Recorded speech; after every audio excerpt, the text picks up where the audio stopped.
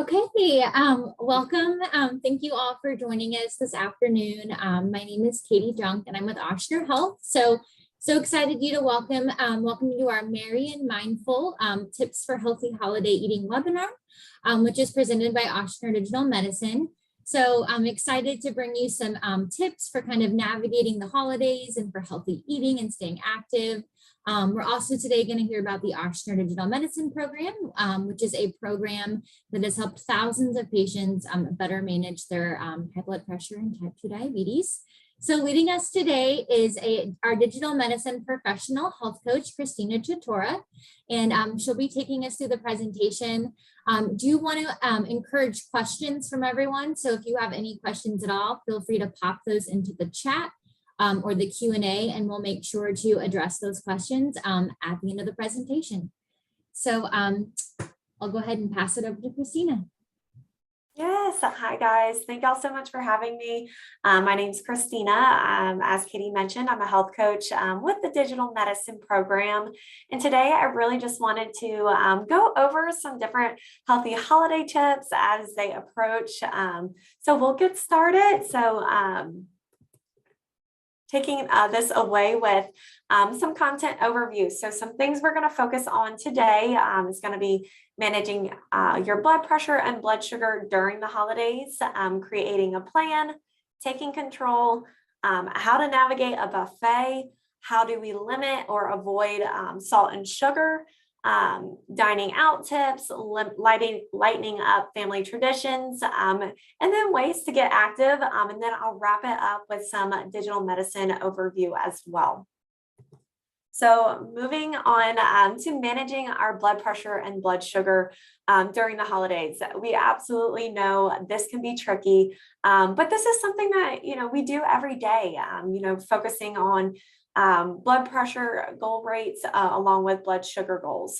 So for example, the blood pressure goals that we strive for patients with hypertension is to try to achieve a blood pressure less than 130/80. So that's what we're looking for. And of course, everybody's goal may be a little bit different. And then for blood sugar goals, per ADA guidelines, trying to keep your blood sugar 70 to 130 for fasting or before meals, and then less than 180 after meals. So target blood sugar ranges also can depend on your age, your weight, your activity level, and of course, other factors. But as a health coach, it's my job to focus on your individual goals along with developing a plan to help you stick with your goals through the holidays, because we know they can definitely be a little bit tricky. So some strategies for success is for hypertension, absolutely wanting to focus in on limiting salt, your salt intake. So what that looks like, a goal intake less than 1,500 milligrams for adults with hypertension. So less than 1,500 is what we're striving for. But for most adults, the goal intake is less than 2,300 milligrams of salt. And if y'all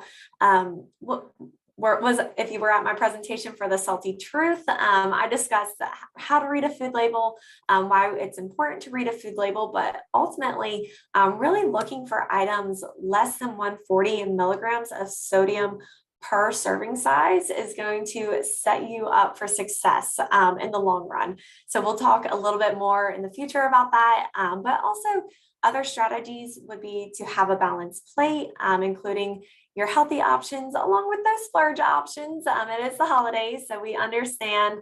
And then focusing on portion size, limiting processed food is a huge one. And then avoiding restricting items, so eating a balanced plate at every meal. So I wanted to discuss how to create a game plan. So setting yourself up for success during the holidays by creating a game plan is only going to do yourself a favor. So producing ideas that you can implement into a plan and then acting upon them. So what that means, that can go along the lines of just wanting to eat a balanced meal, making smart, healthy recipe modifications, choosing dessert wisely, using caution when having a cocktail, and then also trying to include some activity or exercise during the holidays. So for planning, so if you're hosting a party or if you're a guest at a party, I'm usually a guest at a party. My hosting skills are not up to par, but something for a host that you can do while having a party. I like to say putting your fruits and vegetables first.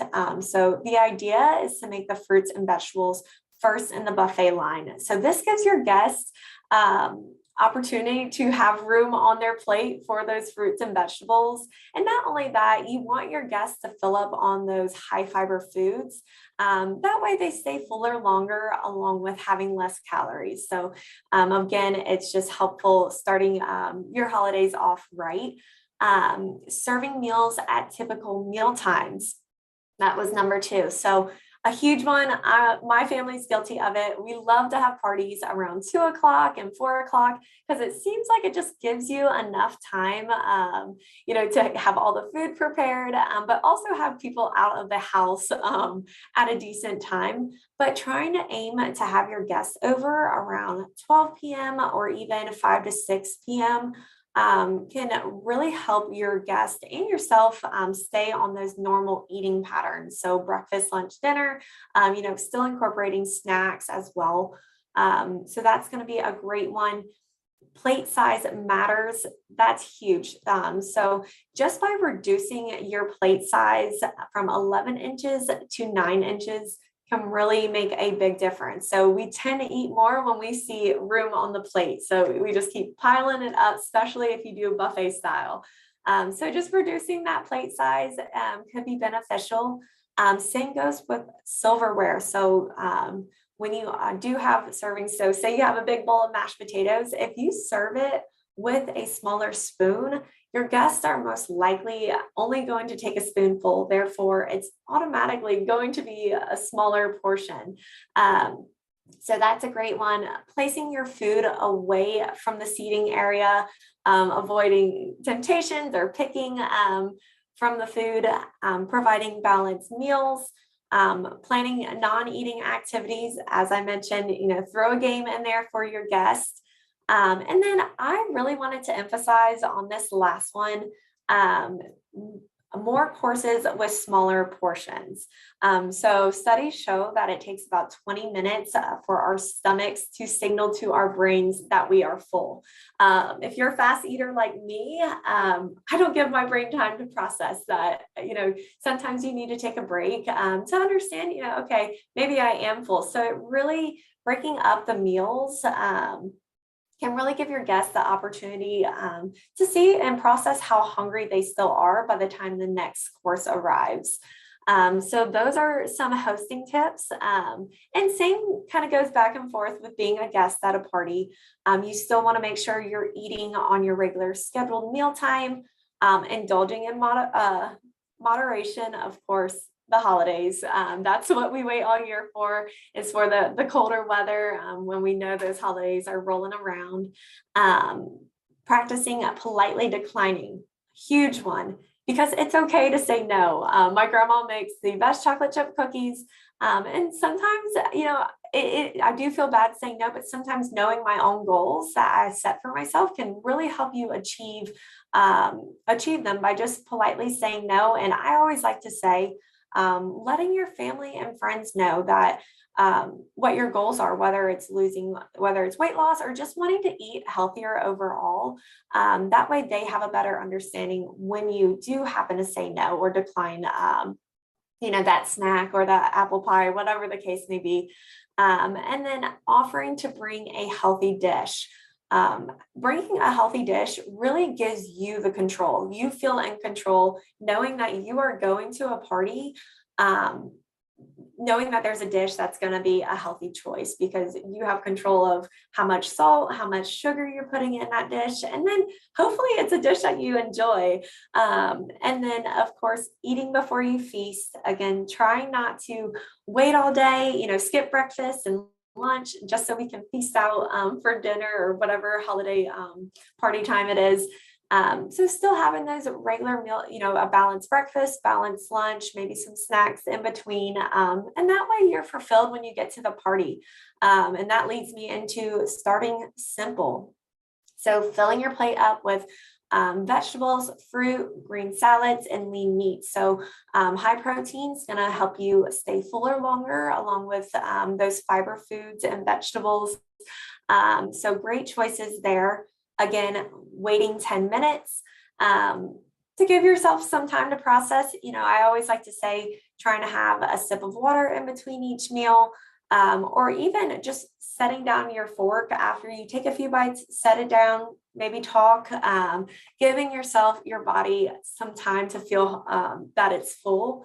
Another great one, limiting your alcohol. We know that with those mixed drinks, those hidden calories and sugars can really be tricky. And then also socializing away from the food. So trying to maybe gravitate towards the living room versus staying in the kitchen could be helpful. And now I wanted to talk about taking control. So we just spoke about attending parties and being host, all the fun stuff. But with holidays, we tend to sometimes get off track. We have people coming over, just different distractions. So it's really helpful to focus on yourself. So number one, setting a goal. You will have more motivation to make those healthy holiday choices when you make a commitment to yourself. So making your goals specific and realistic for your lifestyle. That's going to be huge. You know what parties you have coming up, and what type of goals that you will be able to achieve. So set yourself up for success when it comes to that. Allow small indulgence. So mentally prepare yourself for your favorite sweet treats. We all have one. We all have that favorite that we look forward to at a party. So one with allowing, it's okay to allow small indulgence. But give yourself some limits, be mindful of how much you're having, what you're having, and then when you're having that, when you plan on indulging, especially when you're trying to be mindful of blood sugar, knowing if you just had a carbier meal, maybe hold off on the dessert, or vice versa, maybe having a lighter dinner. That way you can have that room for your favorite sweet treat. Skipping the liquid sugar. So kind of touched on this, of course, the hot chocolate, the eggnog, just being mindful, we don't have those treats often, but if we can modify, adjust the ingredients or the recipes, that will be your best bet when it comes to that. Recruiting an accountability partner. This one's huge. Mine is my sister. Just to have that person kind of give you that look if you're reaching for something that is probably a little bit off limits, or even just not diet related. Maybe having that accountability partner to say, hey, we just had a heavy meal. You want to take a walk or ride a bike, get some fresh air. Instead of, passing out on the sofa after Thanksgiving, after we've had that turkey, because we're all guilty of it. So getting moving can be helpful. And I wanted to circle back up. I skipped choosing a no sugar day. This one is a great one. I love the idea of this. So really utilizing the next day to reset. So if you know that you have a party coming up or you plan on splurging on a certain day, utilizing the next day to reset. So what that looks like is setting a goal to have no sugar the next day. So this can be an effective way to reset yourself, your taste buds, and really stay focused on getting back to your normal healthy lifestyle. So on that no sugar day, trying to choose lean meats, complex carbs, vegetables, and those healthy fats as well. And then lastly, passing it up. So avoid bringing home leftovers, as delicious as they are. It might be better if we just keep it at the party and we try it, out of sight, out of mind. They're not in our homes. Therefore, we're not going to be tempted as often. And of course, if you do buy a pecan pie or apple pie, whatever the case may be for the holiday. You can also try just buying it in smaller serving sizes. So maybe choosing a slice of pie versus the whole pie is a great one. So, and also, if you and your kids or your grandkids are baking cookies, enjoying the night with them, having fun. But if you have leftover cookies, maybe instead of having them linger in the house, take them over to some neighbors' houses or some family and friends. That way, again, out of sight, out of mind, you're setting yourself up for success and taking control. And now for the big one. I come from a very large family. There's 7 of us, just my family. So we always decide to do buffet style. It just seems easy. Everyone bring an own dish. So I wanted to highlight some of the bullet points. Don't pick, grab a plate. So of course, if you're standing around the table, it's much easier just to pick, but it's going to be way less fulfilling and satisfying versus just grabbing a plate, filling up your plate with the protein, the fruit, the vegetables, all those, and even, the breads as well. Having that balanced meal is going to make your body feel satisfied, make you feel full. And that way it leads to not feeling like you have to keep grabbing or picking, or you just can't feel satisfied yet. So that's a great one. Filling up on those heart healthy, high fiber foods first. We discussed that, balancing your plate. So really filling most of your plate up with those vegetables, those high fiber foods, along with the protein. That's going to help you stay fuller longer. Be aware of the sugary drinks and cocktails. Picking one splurge item and enjoying it. That's, life is all about living in balance. So same goes with that. It's okay. That's what the holidays are for. That's why we get together with family and friends. It's a part of our culture, is to eat. Food brings people together, but we can do it in a healthy way. And then avoiding those heavy sauces and starches. That's a big one. If you have gravies or anything along those lines, maybe doing without or just asking for it on the side. So that leads me into our next slide of shaking off the sugar and salt. How do we limit and avoid it? Let's be real. This world today we live in, almost everything has salt or sugar. It's very high processed, but there are ways that we can limit, cut back on, avoid it altogether. So just by starting off with salt. So avoiding foods such as bread, poultry, and canned soups and gravies. That's going to help cut back on that additional salt. Reaching for the lighter piece of meat. We all know that the darker meats are way juicier and probably a little bit more flavorful, but the lighter meats will have fewer calories and less fat. So that's going to be the healthier option. That's going to be the one that you want to strive for. And another way to cut back on those calories and fats is just by removing the skin. So even something as simple as that, taking off the skin, can do yourself a favor. Another big one, when grocery shopping, comparing those food labels, choosing options with the lowest amount of salt. We know there's thousands of brands out there, especially when it comes to canned foods. You see 3 different types of corn and you're like, which one do I pick? So even if it says low sodium on the front of the can, those labels oftentimes can be a little deceiving. So you do want to really make effort to read the food labels, compare the food labels. As I mentioned in that first slide, we're looking for items less than 140 milligrams of salt, and along with following that serving size. So just compare, it's okay. They're going to have salt in it, but just trying to choose the lowest one, again, is going to be the better option. Another one of my favorites, using herbs and natural seasonings. Really try and avoid, I know down in Louisiana, we love Tony Chachere's. It's a great option. It's delicious. But really trying to use those natural seasonings. If you go online and type in, different natural seasoning combinations, if you get stuck on knowing what to pair what with, they truly have tons of options. They're endless to flavor your food. So great options there.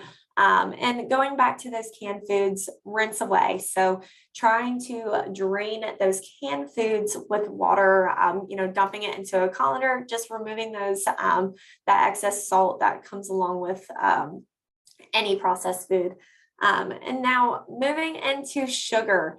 You be the judge. I think we're all pretty good at knowing, having an eye for those sweet treats or even just those heavier foods, so avoiding foods that look greasy, buttery, and heavy, is going to help cut back on those carbs and sugars. But also, it's okay to treat yourself. This is where the limit the sugar comes in, trying to do a bite size or a half portion of dessert, or even splitting with someone. I think that's a big one too, maybe just taking a bite if it's a piece of cake and, just enough to feel satisfied. And then sip smart. So instead of going for the soft drinks or sweet teas, maybe this year you try a sparkling water, unsweet tea, or 100% juice. So those are some options to help limit your salt and sugar. Now, I've talked a lot about home cooking, but we don't always realize how often we go out to eat during holidays. You have friends and family coming out of town, or you're going out of town, coming in town, or you're going out of town to visit as well. So you're most likely going to dine out more often. So I put together just some holiday tips for when dining out. So my ultimate favorite one is scoping out the online menu. These days you can find pretty much healthy meal options anywhere. But again, you have the choice to choose what you want on that menu. So really being mindful is key to everything. So scoping out that online menu, seeing if they have healthy options that spark your interest, choosing a restaurant that provides them, which, as I mentioned, most everywhere nowadays is trying to go towards the healthier options, which is great. And if you know that you're having dinner plans, trying to eat lighter meals throughout the day can also be beneficial. So for breakfast and lunch, do not skip, because if we skip those meals, we're most likely going to open that menu and our eyes are just going to get really big, bigger than our stomachs, and we're going to want to eat everything that looks delicious. And look, big advocate, I love dining out, eating good food, but you can still do it while having a sense of balance. Again, eat slow.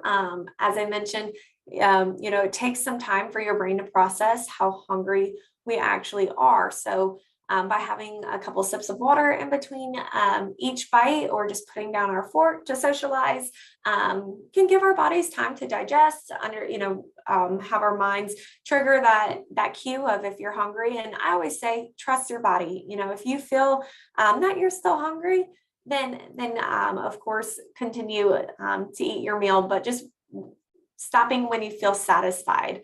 And then again, finding that option that has a balanced meal. So choosing lean meats, replacing your fries with maybe some greens, and then opting for whole wheat is another great option. Sometimes restaurants, will come out with loaves of bread. They may have a wheat option. It doesn't hurt to ask your waiter to modify, especially, asking to have your meats seasoned with natural seasonings that can cut back on that salt intake. So being creative with it is a big one. Asking for condiments on the side, that goes for your salad dressings, those gravies. You're most likely going to have less salad dressing if you ask for it on the side versus dumping it all over. And then don't go overly hungry. Gravitate towards words such as grilled, broiled, and steamed, and really try to avoid the words fried, breaded, smothered, rich, creamy, all those things that still sound good, but you're just going to set yourself up for success and still enjoy going out. Dining out's fun. So that hopefully will help guide you and navigate how to eat out during the holidays. And now, for those who do cook at home, ways to lighten up family traditions. So who says family favorites can't have a healthy substitute? For example, when baking, instead of butter, use a healthier vegetable oil or substitute equal parts for unsweetened applesauce. I personally switch out the oil with applesauce when I bake cookies. Absolutely cannot tell the difference. If not, they're better. So that's a great option, great alternative. Using a low-calorie sugar substitute such as stevia, truvia, and swerve.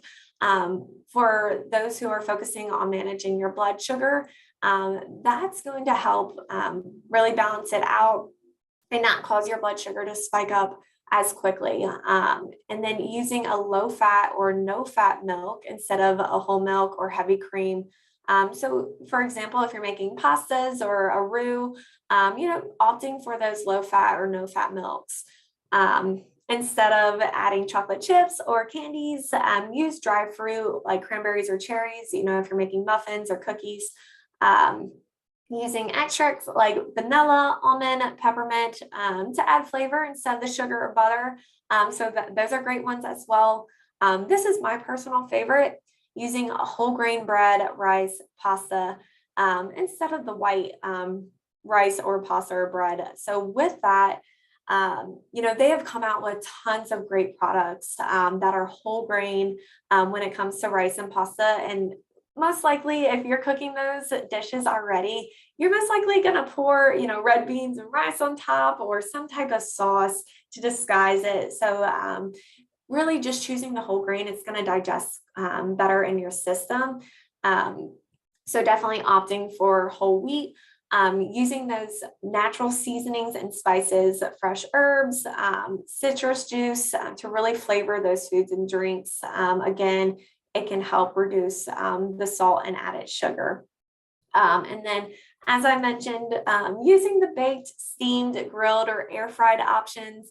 The air fryer has been heaven sent. I don't know if any of you have used it, but it really makes food delicious, kind of gives it that crisp, just like a fryer would, but just without the additional calories and carbs as well. And lastly, I wanted to end on getting your move on. So definitely, as I mentioned, it's only instinct to pass out after a long day of eating turkey. But really trying to set up a soccer game or a volleyball game with the family, it brings us together. It's involvement, it's fun, even some dodgeball or some kickball. But if you're not the sporty type, maybe doing a dance contest in the house or just going for a walk to the mailbox and back can really help manage your blood sugar and blood pressure. So great options for the holidays versus going to sleep right after, or just, hanging out in the living room on the sofa. So that way you can help burn off some of the calories that you just ate. So some key takeaways to wrap that side of it up is creating that game plan, entering the holidays with a game plan, set yourself up for success, whether it's writing it down in a notepad, screenshotting it on and making it the background of your phone, some, a motivational quote, whatever is going to signal a reminder that you can do it. You can power through the holidays. Lightening up those family traditional recipes by just small, delicious swaps. You can still do it. Easy alternatives out there. Looking up new healthy recipes online. Getting creative. Again, staying active. Eating light in the day if you're going to go out to eat. Using natural and salt-free seasonings when you're home cooking. And then ultimately, just don't deprive yourself, allow indulgence and enjoy the holiday season while still staying mindful. And then, of course, grab your partner, whether it's your sister, your brother, your mom, whatever the case may be, grab your accountability partner and exchange goals, exchange why you're doing what you're doing. So just moving forward, if you're wanting to do more and get involved in your health, digital medicine is the first place you want to sign up. This will not only help you take control of your health, but also help keep those blood pressure and blood sugar readings at goal, and where you want to see them and where we want to see them. So moving on to Ochsner's Digital Medicine, I just want to touch on some program details. So as you see, Ochsner's Digital Medicine program helps patients manage their chronic conditions from home while staying connected to a dedicated care team. So it's a clinical grade program designed and delivered by a healthcare provider. It's more than just monitoring, it's personalized care that really drives the results. So really seeing the results throughout the time, especially being a health coach, it's unbelievable knowing what you can do if you put your mind to it. And then just with that, it's completely digital. It's a digital experience, so you can do it absolutely anywhere, from your home, your work office, taking it on vacation. So just really flexible. This is meant to be convenient for you. Her life is already probably complex and difficult, to navigate sometimes as it is with managing our chronic conditions. So we really want to optimize your health and give you that confidence that you can do it, and you'll have your support team with you on the back end of it. So as I mentioned, it also offers medication management in addition to lifestyle coaching. So how does it work? So that's the biggest question we all want to know. So as a member, you'll receive a connective device, and you're assigned a personal care team to help manage your condition. So for step one, you'll take a reading off the digital medicine device that you are given, and then that reading is transferred into your medical record through a smartphone app. And then on to step two, you'll continue to have ongoing support through phone calls and app messaging, along with having monthly progress reports that really just ensure that you have all the tools you need to stay on track. And then based on those real-time data, your care team can proactively reach out and just provide that ongoing support or treatment interventions if needed. So the phone works both ways. If y'all need any assistance or just have trouble with anything, y'all can always give your care team a call. And then we also will be proactively monitoring your readings and reaching out. So what does your care team consist of? So your care team is personalized specifically for you. It consists of a clinician, a health coach, and then we have our support team. Your clinicians are made up of pharmacists and physician's assistants with extensive training in ambulatory pharmacological treatment management and a focused understanding on the latest evidence-based guidelines. So your clinician, they'll be able to review your blood pressure or blood sugar readings, identify any trends, and really be able to optimize your medication regime. So they're there to support your specific needs and goals, and also just ensure medication safety as well. So for example, if you feel like something isn't working properly, or you need a better understanding of the timing you take your medication or why you're even taking your medication, the medication you're taking, your clinician, you can send them a MyChart message or give them a call. They'll be able to clarify all that for you and just give you that additional comfort. As well, they do work in a collaborative practice with your physician, so everybody will be on the same page. And then for health coaches like myself, we're really just here to truly support you in any way that's needed. We come from diverse backgrounds in aligned health fields and specialize in motivational interviewing training. So this allows us to utilize the data that's provided and also just build a relationship with you. It's our job to understand your lifestyle and identify barriers and focus on ways that we can increase your health capabilities.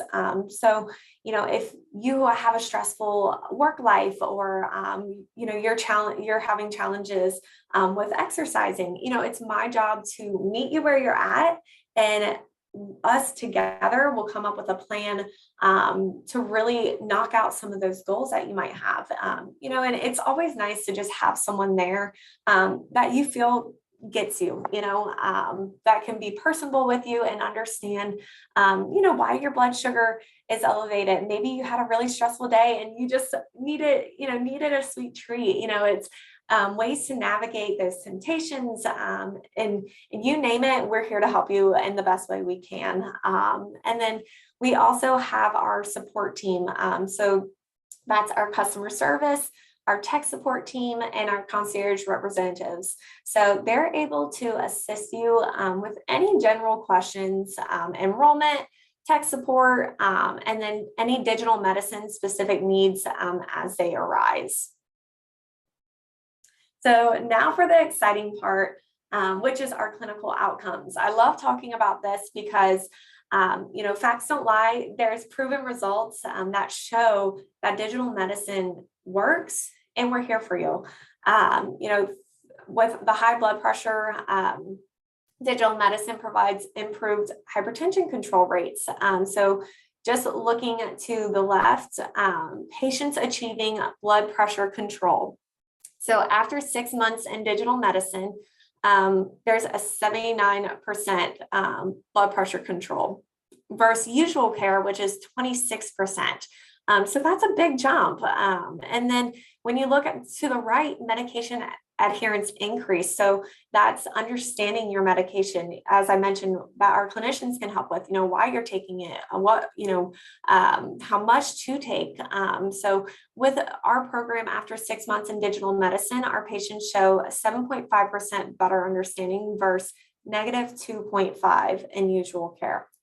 So just with medication adherence, it leads to overall decrease in ER visits and inpatient hospital stays.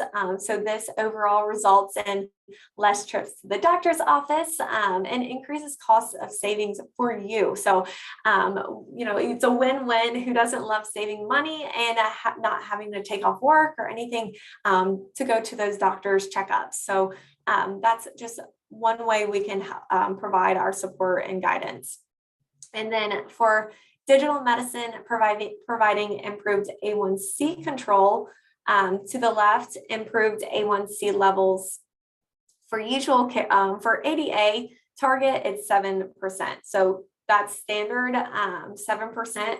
For usual care, A1C levels are usually average 7.2 versus being in the digital medicine program, it's 6.7. So with that, I think an extra pair of eyes is always helpful. An extra support is helpful. You can always tell us, how close touch you want, whether it's, how many contact throughout the months. We're, like I said, we're just there to support you and be able to monitor appropriately. And then to the right, on the right chart, patient achieving A1C goal. So usual care, that's 62% versus people achieving their goal at 79. And no, everyone has different A1C goals as well, but for digital medicine, 79% of those goals are achieved. So that's opportunity for 24% reduction in diabetes related costs per patient at or below 7% A1C compared to those with A1C above 7%. So again, it can really help you not only improve your health, but also save you some money as well. So that really wraps it up. I hope y'all had a lot of great insight.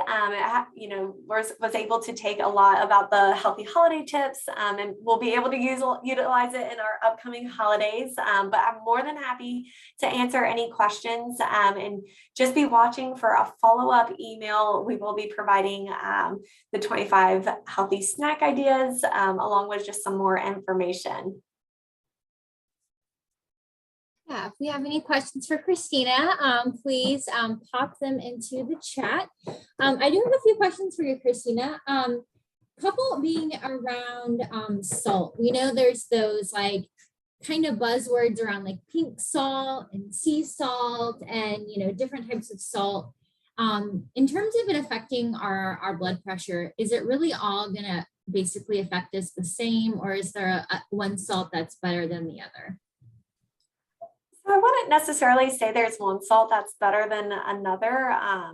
Although, the pink salt, the Himalayan, they're still going to have an impact on your blood pressure. So that still, and, just like everything, it's in moderation. So depending on how much you're using as well, could trigger your blood pressure to still elevate, even though it's the pink salt. Perfect. We have another question. If you're going to kind of choose one thing to kind of watch out for in terms of being kind of the biggest salty culprit at Thanksgiving or at Christmas or any kind of holiday meal, what was one thing that person should kind of watch out for? Oh, that's challenging. Of course, everybody cooks a little different. I would say, especially when it comes to Thanksgiving, of course, making sure that those canned foods are rinsed out with water, that's going to cut back. But turkey is a big one that those darker meats can contain a lot of salt. But also a lot of the gravies as well. A lot of us, we do, make our homemade gravies. That's great. But also the ones from the packets, those are also going to have a lot of salt. So I would say just being aware of anything that, like we said, that looks heavy, buttery or greasy is going to be probably a lot higher in salt. Perfect. We have another question. What is the normal blood pressure limit? I noticed at the beginning for patients with hypertension, you managed 130/80, but it's the standard level 120/80. So it really depends. Our program goal, we aim for less than 130/80. However, every patient's different. Sometimes it's their goal may be less than 140/90 or 120/80. So really, I would suggest reaching out to your PCP to see what they would suggest and what's best suits you as an individual as well. So that might help you with some guidance, but less than 130/80 is pretty standard for us. Perfect. We've got one more, Christina. How often do you speak with your patients, and how long is a typical conversation, and how often do they talk to you? Great question. So as I mentioned, our goal is to help manage your blood pressure and blood sugar. So it really also depends on that control rate. So if you're doing great with blood pressure, managing your blood sugar yourself, then the touches, how often we connect, may be less frequent. But it is personal preference. If you say, hey, I would love for you to call me every 2 weeks, I think that's going to help with accountability and help me stay on track. We are more than happy to call you every 2 weeks, but standard every 2 to 4 weeks. But, again, if you're controlled and you are doing a great job, we may shoot a MyChart message or shift it out to maybe even doing every 6 to 8 weeks. So it really just depends on what type of touch you'd like. All right, Christina, I think we just got one more question. In terms of holiday cocktails and wanting to enjoy things in moderation, is there certain things in terms of sugar that we need to look out for, and certain drinks, or, how much sugar is in certain things if we're wanting to enjoy in moderation? Absolutely. So I think for your standard, hot chocolate, eggnog, based on different manufacturers as well, you really want to be mindful of those food labels. So checking for the carbohydrates in them along with the salt, and seeing, how you can cut back, maybe using natural cocoa powder and then using a skim milk versus whole milk. That's going to help you cut back on those additional sugars and carbs. And then for your cocktails, really being mindful of your simple syrups, the caramel rims, any juices that you use, maybe doing a sparkling water mixed with vodka, or whatever the case may be, to really help limit that additional sugar. So number one, reading those food labels, especially if you buy the cocktail mixers as it is. Again, daiquiris, if you are buying in gallon, whatever you decide, that's going to contain a lot of sugar. So I would suggest trying to avoid those heavier drinks altogether. But those are just some pointers. And of course, online has great resources when it comes to healthy cocktails, or even, way alternatives to cut back on the hot chocolate, the eggnog, all those good drinks we like to have during the holidays.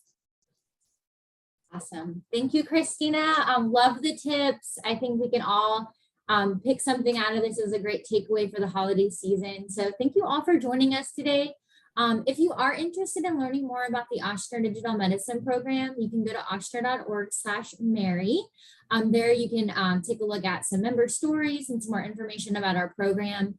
There's also a link there to sign up. If you are interested in signing up today, you can open up your MyChart app, which is the My Ochsner app. And if you go to the main menu and select My Records and then hit questionnaires, there should be a message from Digital Medicine there where you can actually fill out that questionnaire and kind of get started in your enrollment process.